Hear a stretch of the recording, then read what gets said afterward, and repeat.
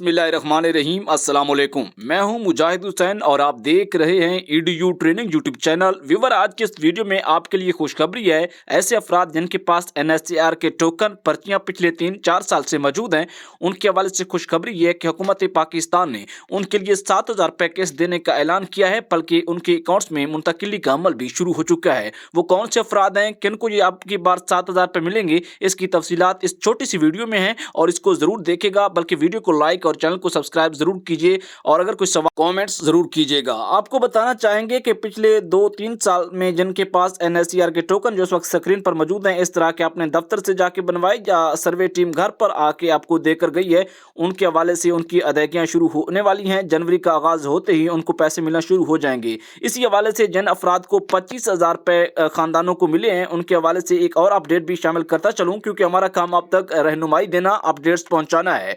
खबर यह है कि इनको पहली किस्त तो हुकूमत ने नहीं दी थी, इनको 25,000 रुपये दे दिए थे। खजाना में पैसों की कमी की वजह से हालात के मद्देनजर रखते हुए शायद इनमें से कुछ अफराद को दूसरी किस्त ना मिले। इसके हवाले से अभी तक हतमी अपडेट नहीं है। तस्दीक के बाद नई वीडियो में नई अपडेट के साथ आपको जरूर बताऊंगा। लेकिन फिल वक्त यही है कि जिनका जांच पड़ताल स्टेटस था, नाइल अफराद, block accounts, Benazir card block, उनको 7,000 मिलने जा रहे हैं।